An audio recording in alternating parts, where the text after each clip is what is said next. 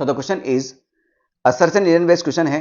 Assertion दे रखा है बेटा आपको, work done in moving a test charge between 2 points inside a uniformly charged spherical shell is 0 no matter which path is chosen. तो बहुत ही basic सी चीज है बेटा। पहले तो आपको फॉर्मूला पता होना चाहिए, किसी भी चार्ज पार्टिकल को एक पॉइंट से दूसरे पॉइंट तक ले जाने में कितना वर्क डन करना पड़ता है। तो बेटा अगर उन दोनों पॉइंट के बीच का पोटेंशियल डिफरेंस आपको पता है या दोनों का पोटेंशियल पता है तो वर्क डन कितना लगेगा, Q डेल्टा V। सिंपल सी बात है। अब हम बात कर रहे हैं स्फेरिकल शेल की। हम किसकी बात कर रहे हैं बेटा, स्फेरिकल शेल की।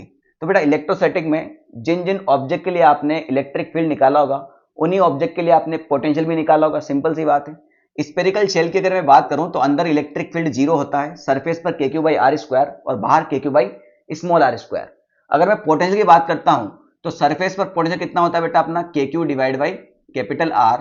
और यही पोटेंशियल इसके अंदर हर एक पॉइंट पर होता है।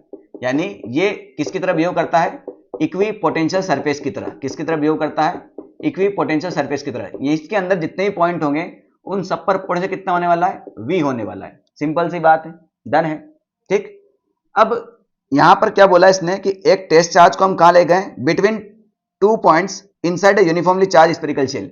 यानी कोई से भी 2 पॉइंट ले लो आप, जो आपकी इच्छा हो, जो आपकी इच्छा हो कोई से भी 2 पॉइंट ले लो। ये वाले दोनों पॉइंट ले लो, ये वाले दोनों पॉइंट ले लो, ये वाले दोनों पॉइंट ले लो, कोई फर्क पड़ने वाला नहीं है क्योंकि दोनों का पोटेंशियल क्या है बेटा, सेम है। अगर दोनों का पोटेंशियल सेम है तो दोनों पॉइंट के पोटेंशियल डिफरेंस कितना हो जाएगा, 0।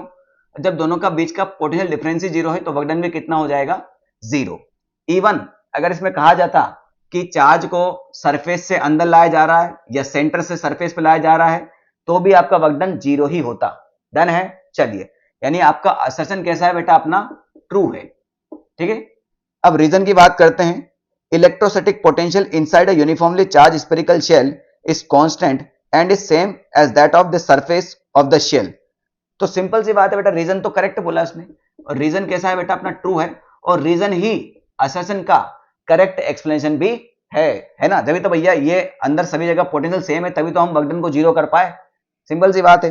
तो कौन सा आंसर आ जाएगा बेटा इसमें, बी ऑप्शन आ जाएगा। असर्शन और reason both are correct and reason is the correct explanation of assertion. ठीक है।